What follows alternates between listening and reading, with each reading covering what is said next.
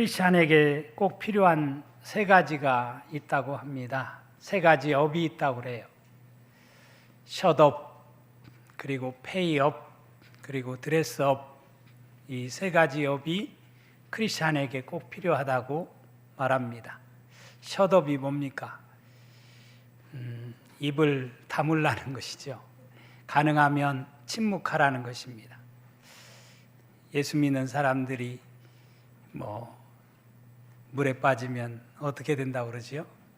입만 뜬다고 하는 그런 이야기가 있습니다. 가능하면 우리가 이 시대에 입을 다무는 그런 셧업이 필요하다고 하고요. 두 번째로는 페이업은 주머니를 열라는 것입니다. 지갑을 열라는 거예요. 예수 믿는 사람들이 더 움켜쥐고 베풀고 나누지 못하고 살아가는 그런 사람들이라는 이야기를 듣고 있는 이 시대에 우리 그리스도인들이 꼭 실천해야 할 것이 바로 지갑을 열라는 것입니다. 페이업. 오늘 기도원 사역자들이 와서 1년에 한 번 이렇게 헌금을 거두어서 그것을 가지고 성경을 배부하는 일에 쓰는데 지갑을 여는 여러분이 되시기를 바랍니다. 그리고 세 번째가 드레스업입니다. 우리가 화려한 옷을 입는 것은 아니지만 그러나 깨끗하고 좋은 옷을 늘 입고 성전에 나와 하나님 앞에 예배를 드리는 생활, 그것이 바로 드레스업입니다. 우리가 잘 입는 것 너무너무 중요한 일이 아닌가 생각을 합니다. 세상에 없는 것 세 가지가 또 있다고 해요. 첫째는 비밀이 없답니다. 그래요. 세상에는 비밀이 없어요. 다 지나고 보면 다 밝혀지고 알려지게 되어 있습니다. 두 번째로는 뭐가 없어요? 정답이 없다는 거예요. 정답이 없어요. 정답인 줄 알았는데 그것이 정답이 아니에요. 세 번째로는 공짜가 없다는 거예요. 여러분, 세상에 공짜가 없습니다.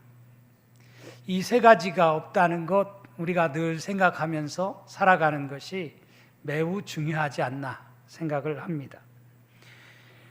지난주에는 마가복음 첫째 날 복음의 시작에 관한 말씀을 드렸습니다. 오늘은 공생애의 시작이라는 제목으로 말씀을 함께 나누려고 합니다. 우리는 지금 마가복음을 통해서 예수님의 공생애에 대해서 살펴보고 있습니다. 예수님의 공생애가 어떻게 시작되었는가? 오늘 말씀해 보면 세례를 받으시면서 세례 요한으로부터 세례를 받는 일로부터 시작이 되었습니다.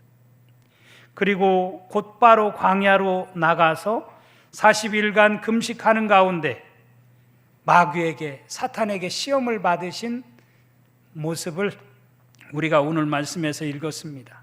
그리고 다시 주님은 갈릴리에 가셔서 하나님 나라의 복음을 전하시고 또 제자를 삼으시는 그런 말씀을 우리가 오늘 말씀을 통해서 읽어볼 수 있습니다.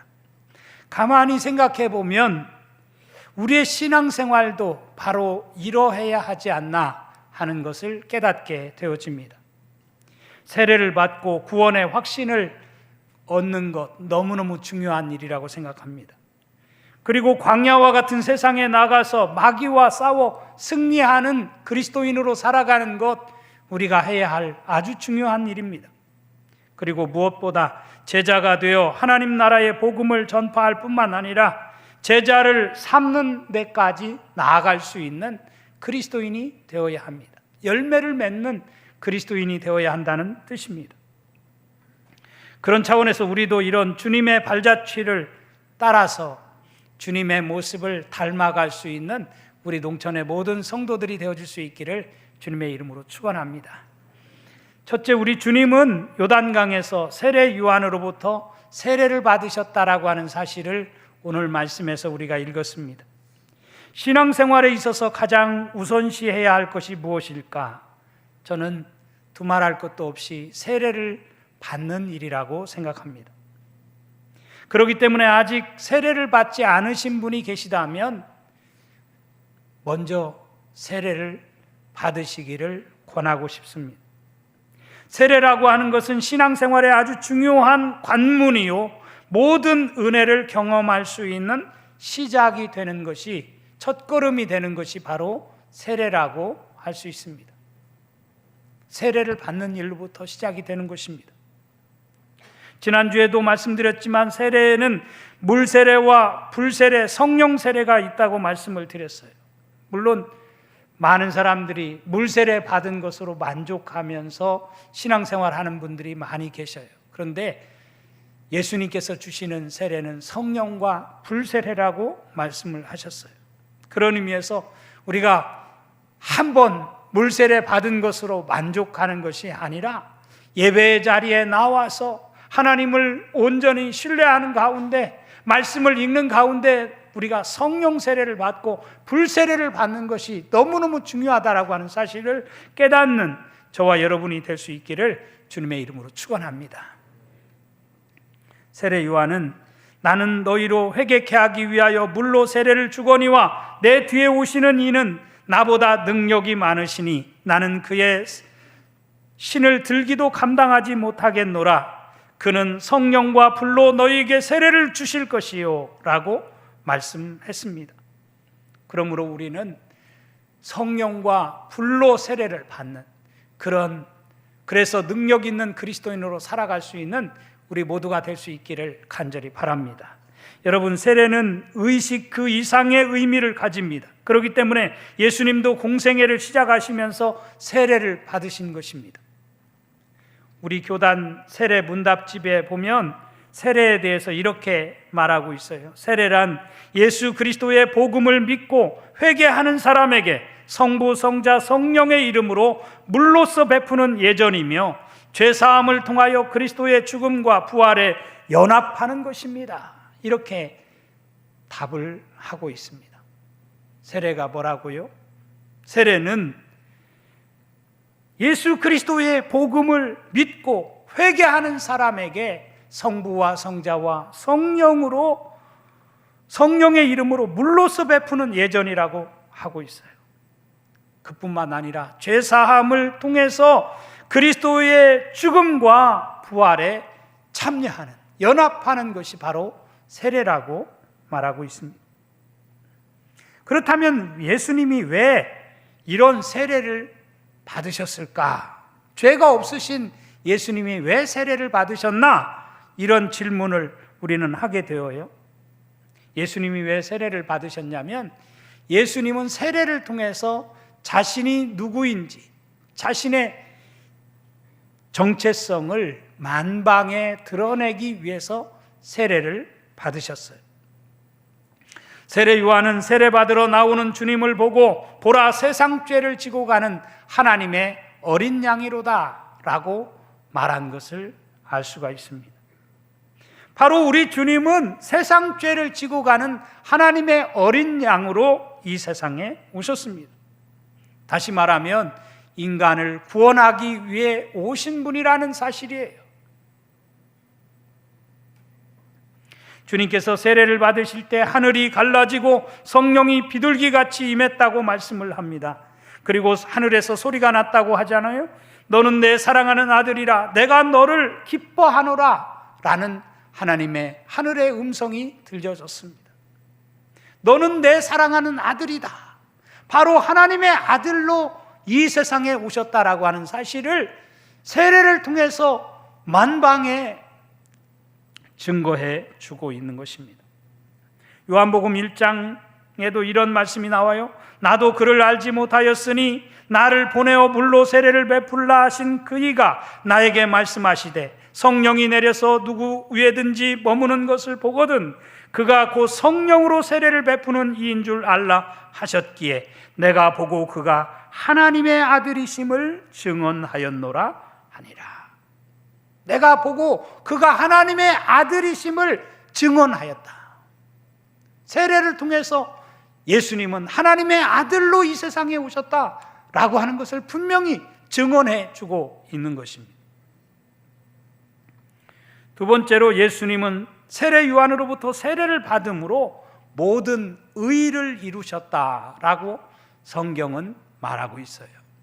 의라는 말은 디카이오 수네라는 말인데, 이 디카이오 수네라는 이 헬라어 원어의 뜻은 하나님과의 올바른 관계를 드러내는 말이에요.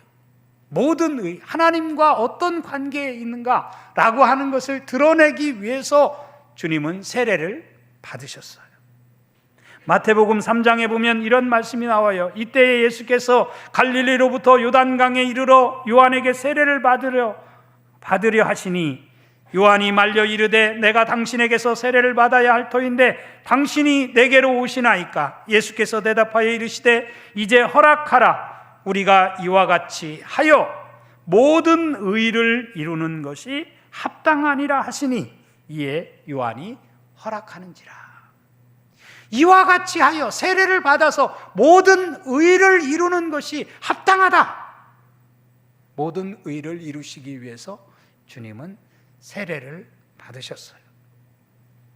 세 번째로, 무엇보다 예수께서 세례를 받은 것은 그가 우리와 동일한 존재라고 하는 것을 세례를 통해서 우리에게 보여주신 거예요. 우리 인간들과 똑같은 동일한 존재라고 동일시하신 것이죠. 빌립보서 2장 6절과 7절은 이렇게 말씀합니다. 그는 근본 하나님의 본체시나 하나님과 동등됨을 취할 것으로 여기지 아니하시고 오히려 자기를 비워 종의 형체를 가져 사람들과 같이 되셨다. 하나님과 본체이신 그분이 세례를 통해서 나도 사람이야, 나도 너희와 똑같은 존재야 라고 하는 것을 만천하에 보여주신 것입니다. 그러기에 우리 역시 이렇게 주님께서 세례를 받으심으로 하나님의 자녀가 되고 하나님의 아들로 자신의 의를 이 땅에 드러내신 것처럼 우리도 세례를 받음으로 인해서 하나님의 자녀가 되었어 하나님의 뜻을 이 땅에 이루며 살아갈 수 있는 복된 인생으로 삼아주시기 위해서 우리에게 세례를 받으라고 하는 것입니다. 두 번째로, 주님은 광야에서 40일 동안 금식하며 사탄과 싸워 승리하셨다라고 하는 사실을 오늘 말씀에서 보여주고 있습니다. 우리 주님은 세례를 받자마자 광야로 들어가셨어요. 오늘 본문 12절에 뭐라고 말씀합니까? 성령이 곧 예수를 광야로 몰아내신지라, 이렇게 말씀합니다. 성령이 곧 예수를 광야로 몰아내셨다. 마가복음에서 자주 등장하는 단어가 곧이라는 부사예요. 이 곧이라는 말이 40여 회나 쓰이고 있습니다. 그만큼 예수께서는 공생애의 활동을 아주 긴박성을 가지고 즉시 즉각으로 활동을 하셨다라고 하는 것을 드러내주는 표현이 바로 곧이라는 말입니다. 우리 주님은 세례를 받자마자 곧바로 광야로 들어가셨습니다. 광야에서 40일을 계시며 금식하며 기도하셨고 사탄에게 시험을 받으셨다라고 하는 사실을 오늘 본문은 우리에게 말해주고 있습니다. 13절 말씀 보세요. 광야에서 40일을 계시면서 사탄에게 시험을 받으시며 들짐승과 함께 계시니 천사들이 수종 들더라.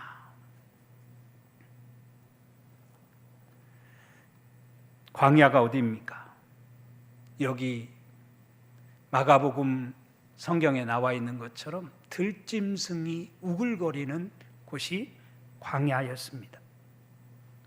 어쩌면 오늘 우리가 살아가는 이 세상도 광야라고 그렇게 표현을 하지요.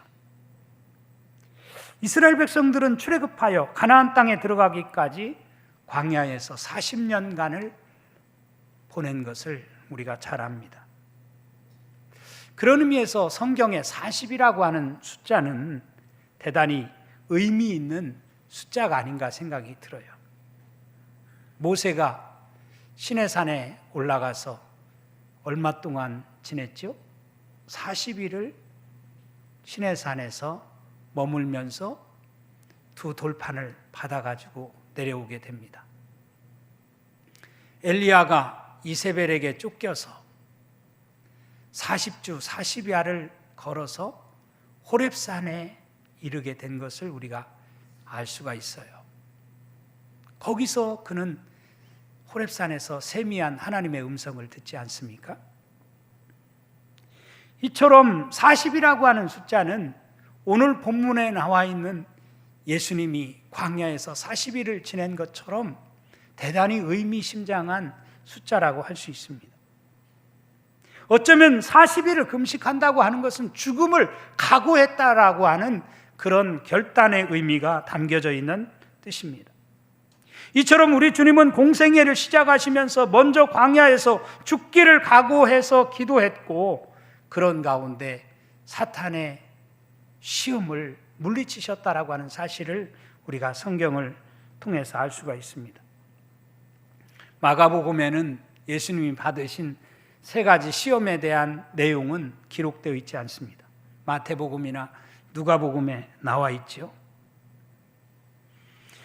예수님은 먹는 문제, 또 성전 꼭대기에서 뛰어내리라고 하는 시험, 그리고 온 천하 만물을 보여주면서 내게 절하면 이 모든 것을 다 주겠다고 하는 그런 시험을 당하셨어요. 하지만 이런 식욕에서 오는, 명예욕에서 오는, 권력욕에서 오는 이런 모든 시험을 주님은 다 물리치셨다라고 하는 사실을 우리가 알 수가 있습니다. 오늘 우리도 세상을 살아가면서 이와 같은 시험이, 광야와 같은 세상에 살면서 우리는 시험을 당할 수 있다고 생각합니다. 이런 시험 앞에서 우리가 승리하기 위해서는 우리에게도 비장한 결단이 있어야 되지 않나 생각이 들어요. 물에 물 탄 듯 술에 술 탄 듯 그렇게 신앙생활을 해서는 우리가 절대로 사탄과 싸워 승리할 수 없다라고 하는 사실을 우리는 명심해야 합니다. 사랑하는 성도 여러분, 여러분은 광야와 같은 세상에 살면서 어떻게 사탄과 싸워 승리하시겠습니까? 우리에게는 다른 무기가 없어요. 우리에게 있는 무기가 뭐예요? 바로 오직 성령의 검인 하나님의 말씀이 우리에게 무기인 줄로 믿습니다. 하나님의 말씀을 가지고 나아갈 때 우리는 사탄과 싸워 승리할 수 있는 담대한 믿음의 용사가 되어줄 수 있다라고 하는 사실을 명심하는 저와 여러분이 될 수 있기를 주님의 이름으로 축원합니다. 예수님도 다 말씀으로 물리치신 것을 우리가 알 수가 있잖아요. 세 번째로 주님은 이제 본격적으로 갈릴리에 오셔서 복음을 전하시고 제자를 삼으셨다라고 하는 사실을 오늘 본문을 통해서 알 수가 있습니다. 마가복음에 따르면 주님의 공생애는 주로 이 갈릴리와 예루살렘, 이 두 군데를 중심으로 해서 예수님의 공생애가 펼쳐졌다라고 하는 사실을 알 수가 있어요. 어떻게 보면 예루살렘의 사역, 일주일 동안 머문 예루살렘의 사역에 대해서 마가복음이 상당히 많은 분량을 차지해서 기록을 하고 있지만, 대다수의 예수님의 공생의 사역은 갈릴리에서 이루어지지 않았나 생각을 합니다. 갈릴리는 어떤 곳이에요? 변방입니다. 화려한 수도 예루살렘으로부터 소외되고 멸시받고 천대받던 지역이 바로, 그런 땅이 바로 갈릴리라고 할 수 있어요. 마태복음 4장에 보면 이런 말씀이 나옵니다. 스불론 땅과 납달리 땅과 요단강 저편 해변길과 이방인의 갈릴리여, 흑암에 앉은 백성이 큰 빛을 보았고 사망의 땅과 그늘에 앉은 이들에게 빛이 비치었도다 하였느니라. 여기 이방인의 갈릴리라는 표현이 나와요. 이방인의 갈릴리. 갈릴리는 이처럼 천대받던 이방의 땅처럼 변방으로 불려지던 땅입니다. 그런 땅에 예수 그리스도께서 가심으로 말미암아 흑암에 앉은 백성이 큰 빛을 본 것입니다. 사망의 땅과 그늘에 앉은 자들에게 빛이 비치게 된 거예요. 바로 예수님이 갈릴리에서 활동하셨다라고 하는 것은 바로 그런 의미가 있는 것입니다. 마가복음은 주님께서 맨 먼저 이 갈릴리에 주로 머물면서 활동하셨다라고 하는 사실을 강조하고 있어요. 사랑하는 성도 여러분, 오늘 어쩌면 우리 모두도 갈릴리에서 살아가고 있다고 생각이 듭니다. 우리가 머무는 자리가 갈릴리고요, 우리가 태어난 곳이 갈릴리고, 우리가 살아가는 삶의 현장이 갈릴리입니다. 주님은 그 갈릴리에 가셨어요. 그리고 그 갈릴리에서 복음을 선포하셨어요. 그 갈릴리에서 제자를 삼으셨어요. 교회란 말은 에클레시아인데 불러냄을 받은 자들이라는 뜻입니다. 어디에서 불러냄을 받았어요? 광야에서 불러냄을 받았습니다. 갈릴리에서 부름을 받은 것입니다. 들짐승이 우글거리는 광야에서 흑암과 어둠과 죄악 속에 살아가고 있는 그 자리에서 우리를 불러내신 것입니다. 그러니까 이러한 부르심에 이해하고 순종한다고 하는 것은 놀라운 일이고 그것 자체가 큰 축복이 아닌가 생각합니다. 순종의 모범을 보이신 분이 바로 우리 주님이십니다. 우리 주님은 요한이 잡힌 후 갈릴리에 곧바로 가셔서 하나님 나라의 복음을 전파하셨습니다. 하나님 나라의 복음, 오늘 우리가 읽은 마가복음 1장 15절 말씀, 이 말씀은 마가복음 전체의 주제가 되는 말씀이에요. 우리 다 같이 한번 읽겠습니다. 시작. 이르시되 때가 찼고 하나님의 나라가 가까이 왔으니 회개하고 복음을 믿으라 하시더라. 아멘. 때가 찼고 하나님의 나라가 가까이 왔으니 회개하고 복음을 믿으라. 이게 바로 예수님께서 갈릴리에서 선포하신 일성입니다. 주님이 전파하신 복음의 핵심은 하나님 나라입니다. 우리 주님은 이 하나님 나라를 세우기 위해서 이 세상에 오셨습니다. 오늘 본문 16절에서 20절 말씀을 보시기 바랍니다. 거기 보면 주님께서 제자들을 부르시는 장면이 나와요. 시몬과 안드레, 세베대의 아들 야고보와 요한이 먼저 부름을 받았다라고 하는 사실을 말씀해 주고 있습니다. 이들은 모두 그 당시 어떻게 보면 사회적으로 별 볼 일 없는 사람들이라고 할 수 있습니다. 주님은 하나님 나라를 건설하기 위해 대단히 잘난 사람들을 부르시지 않았습니다. 사회적으로 가장 보잘것없는 자들을 제자로 삼았다라고 하는 사실을 우리에게 보여주고 있어요. 주님이 가신 곳이 갈릴리고 그 갈릴리에서도 가장 보잘것없는 어부들을 당신의 제자로 부르셨다라고 하는 사실을 오늘 말씀을 통해서 우리가 알 수가 있어요. 나를 따라오라. 내가 너희로 사람을 낚는 어부가 되게 하리라. 이 위대한 초청, 이 엄청난 초청의 말씀을 주님은 그 보잘것없는 자들을 제자로 삼으셔서 그들에게 전해주신 메시지라고 할 수 있습니다. 저는 여기 18절 말씀에 보니까 곧 그물을 버려두고 따르니라 라는 말씀이 나와요. 곧 그물을 버려두고 따랐다. 여기 20절에도 보면 곧 부르시니 그 아버지 세베대를 품꾼들과 함께 버려두고 예수를 따라가니라, 이렇게 말씀을 하고 있어요.